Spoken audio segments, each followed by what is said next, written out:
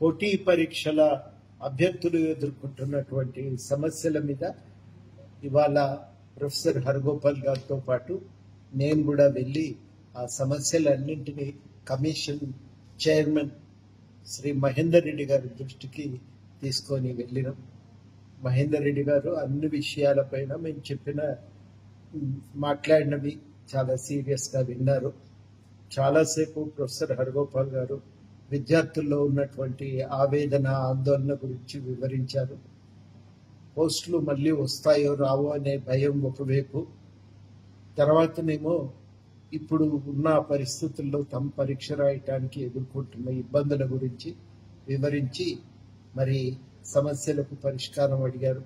Group 1లో కొంత సంఖ్య పెంచటం, నిష్పత్తిని 1:100 పిల్లలు అడుగుతున్న విషయాన్ని చైర్మన్ గారికి వివరించారు. 1:100 ఇవ్వటానికి అవకాశాలను పరిశీలించాలని కూడా గట్టిగా కోరిండ్రు.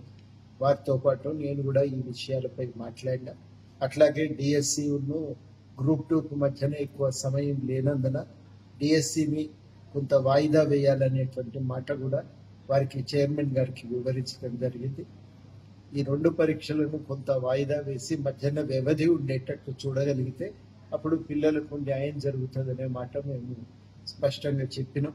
వీటన్నింటి మీద చైర్మన్ గారు కూలంకుషంగా చర్చించి ఆలోచించి నిర్ణయం తీసుకుంటామనే మాట మాకు చెప్పారు.